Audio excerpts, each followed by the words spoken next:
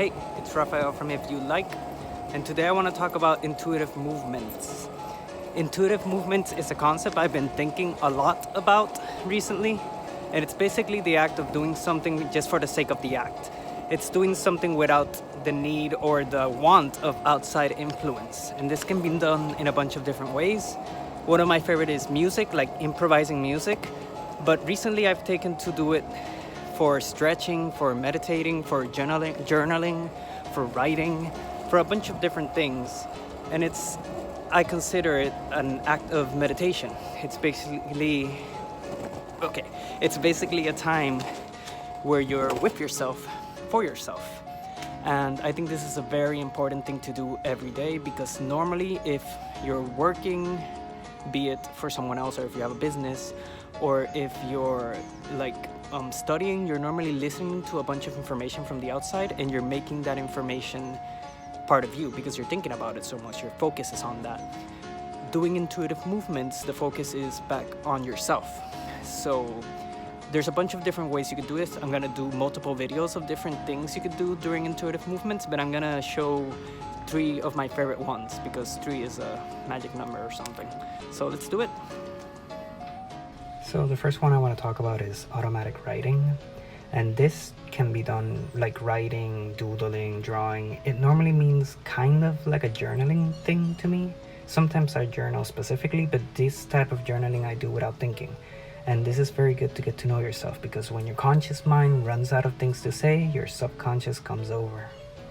I also love drawing, so sometimes when I sit down with my notebook, just little doodles come out, and it's a great time to spend with myself. I get to know myself a little bit more. I get to know the things that I like, and I get to just spend a great time with myself. The next intuitive movement I want to talk about is playing, and I personally love skill toys, so that's what I play with mostly. I love to make them and I love to use them, and depending on the type of skill toy that I'm using, well, it uses different parts of my bodies, or sometimes it's the same hands but I have to manipulate it in a different way. So it gives my brain the opportunity to kind of experiment around. I don't think too much about when I play, except sometimes with kendama because it can get complicated, but I try and really play without thinking too much. I also love props like the dragon staff, which I can use my entire body and kind of dance around. And again, the point of this is having a moment with myself and with my body, and using it in ways that might be beneficial or not. Experimentation is key. You can also play with others, of course.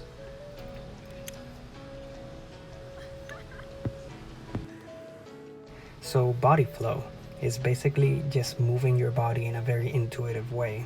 Might be close to contemporary dance type of thing, or just moving around.